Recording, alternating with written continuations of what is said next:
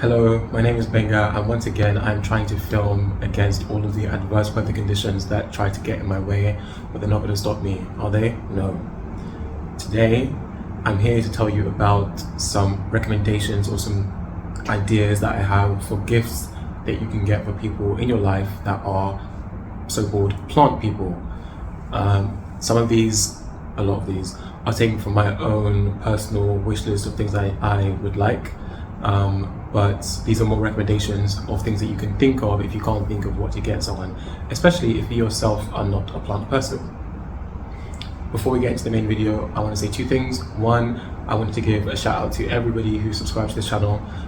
It's been really enjoyable to see that number go up every video, every time I post. And I appreciate anyone who's watching, as well as especially anyone who is sharing the videos with other people, because that helps me a lot.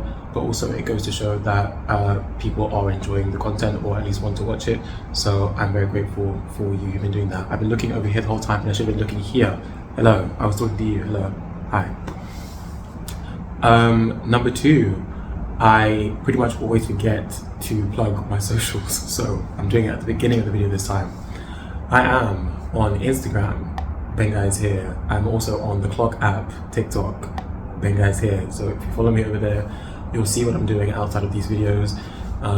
Still pretty much plant focused, although I don't know, by the time I've uploaded this, I don't know where I'll be at, but I did have another idea of things I can be posting on TikTok, so maybe by the time you're looking now, there'll be something more interesting. Not interesting, there'll be other things on there that are not just plant related. So follow me there and there, and let's get on to this video. Okay, so in good YouTube fashion, I have an ordered list for you. 6 items, some of which are categories as opposed to specific items. So let's just begin at the very top. Okay, so the most obvious option of something to buy would probably be a plant. Now, given that you have been sent this video probably semi-passive aggressively, hint hint, wink wink, nudge nudge, by someone who is in your life who does like plants, I'm going to break this down for you as someone who maybe doesn't have much familiarity with plants as a whole. If you're buying a plant for someone else, I think there are kind of 3 main things that you should probably consider. One, what kind of plant are you buying for what kind of person? So don't buy someone who is like a very low maintenance plant person, a really fussy, high maintenance plant, and probably vice versa, someone who likes to tend to their plants on a regular basis.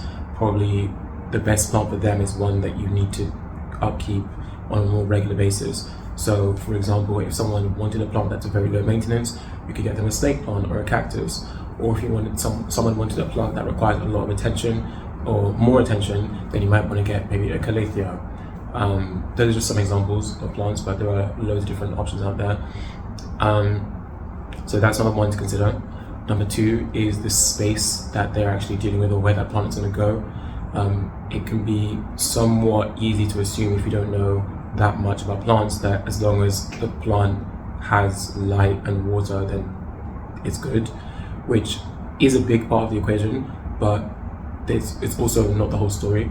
I like to preach that if you want your plants to thrive, there are more considerations to take into account, and it's also best to get a plant that works best for your environment, as opposed to trying to force a plant to fit in the environment that you have.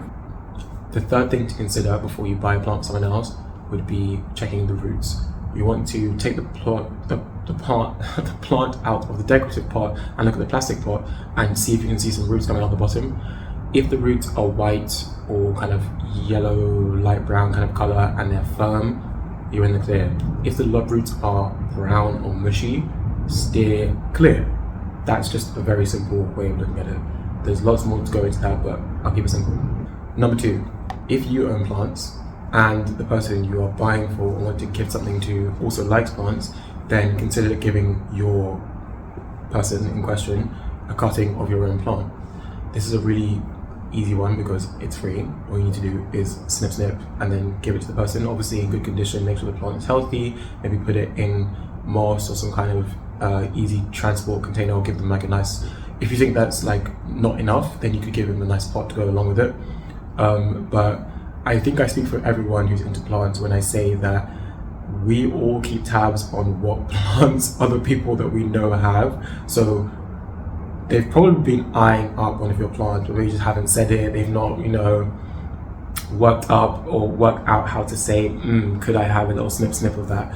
But there's probably one or two of your plants that they've looked at and been like, I would like to have it. So the likelihood is you probably have something that they want. So why not spread the love and give them a plant?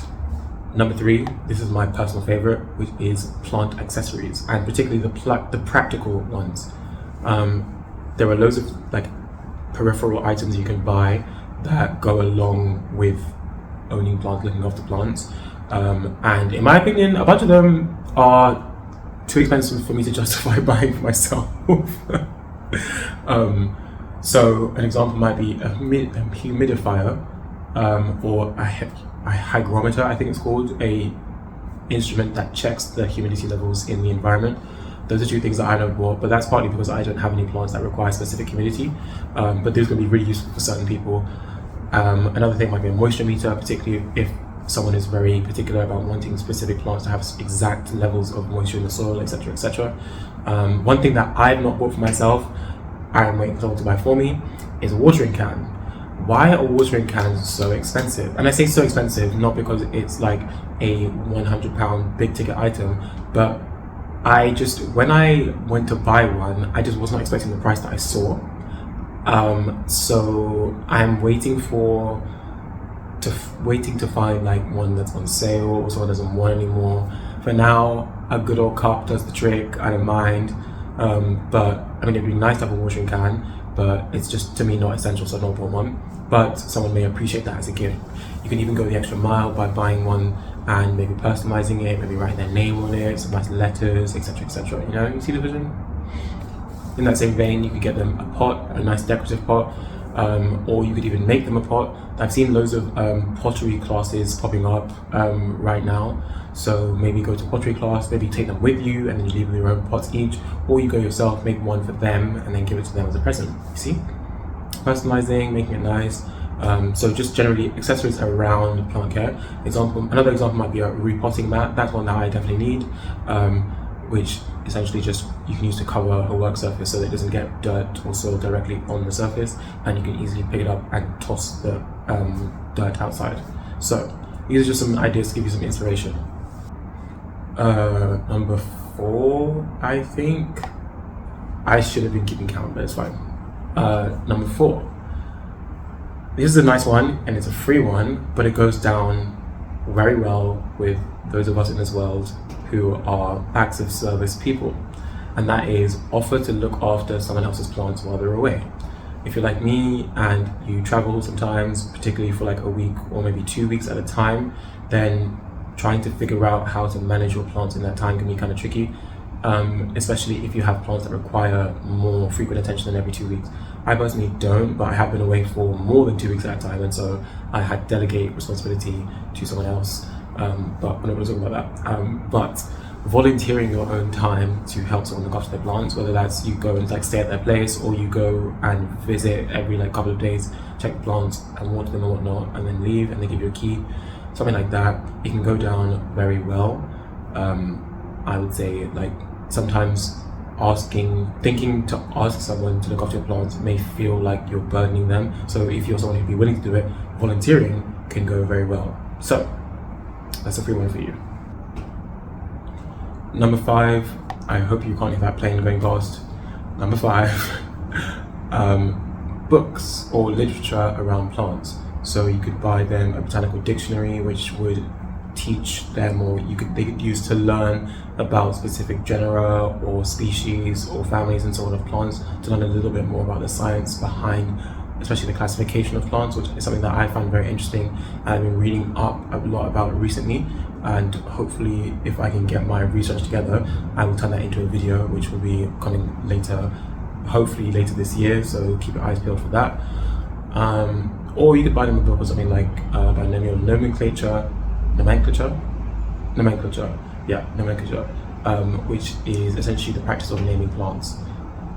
So this might inspire some further reading and research around the topic beyond beyond collecting plants and looking after them. I find the science very interesting, but I think a lot of people more are on the trial and error type of side, which is nothing wrong with that, but maybe this might inspire them to go further.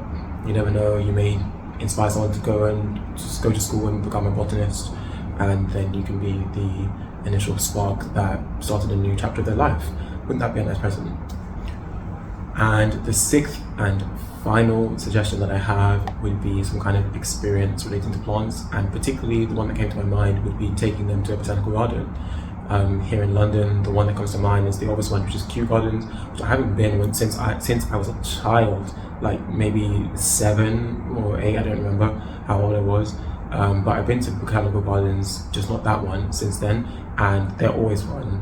I need to go back actually to Kew Gardens, and I need to just generally go to botanical gardens as a thing. The one time that I went most recently, I had such a good time. I was there for like 2 hours. It's not even very big. It's not really a botanical gardens, it's actually a conservatory. I don't know what the difference is, but it's where they have plants, right? It was the Barbican Conservatory in London. I'll put some pictures here. And yeah, it's just amazing seeing so many plants, especially so many really big specimens that are very well looked after. Most people in their homes don't really have plants of that size, and if they do, they've kind of just got 1 or 2 that they've dedicated. Okay, this is your corner of the room, and you can just take over for like a really big Monstera deliciosa or something. But the conservatory is really cool because you see so many different types of plants growing in so many different interesting ways, and then also, of course,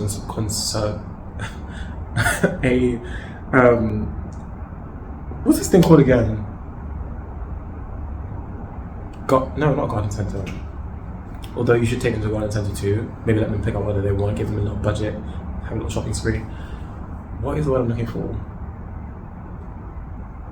Conservatory, conservation, botanical garden, thank you. Who am I thinking? I'm thinking myself. Botanical garden. So I do actually intend on going to some botanical gardens, conservatories, and so on in the coming months. I will probably document that on TikTok/Instagram. However, if you really want a video that is a full-length video for YouTube on that topic, then let me know in the comments, because that will give me an idea of what people actually want to see. Music. Very simple. One song to suggest today, which is, well, it's not a suggestion, it's just a song that I've been listening to a lot, which is Lost Souls by Baby Keem featuring Brent Faiyaz. Now, this version in particular, the Brent Faiyaz version, is important, okay? Because that 16 missed calls, it's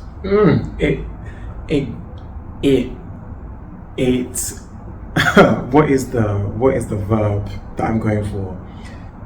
I want to say that it arrests my heart every time I hear it.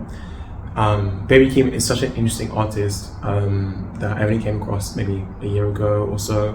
I did see him live yesterday at the time of filming at the O2 on Kendrick Lamar's tour, and he did really good. Anyway, I'm not going to get to it. But very interesting artist, and of course, there's 2 songs he has with Kendrick Lamar, Family Ties and Range Brothers. Heavy, but I'm not going to get into it too much. Just Lost Souls. That's all I really have to say on this topic. So if you have any other suggestions of things to buy that you want to add to my list, then please leave a comment. If you are the plant person in question, and you've been watching this and you want someone to buy something on this list for you, then feel free to passive-aggressively, subtly, wink wink, nudge nudge, send this video to someone else, and then maybe they'll watch it and be inspired. If you like this video, then give it a like, and if you want to see more of my face, then feel free to subscribe. If you want to watch another video of mine that's similar to this one, then I'll put it here. And if you want another video that's completely different, then I'll put one over here. That's all I have to say today. So, goodbye.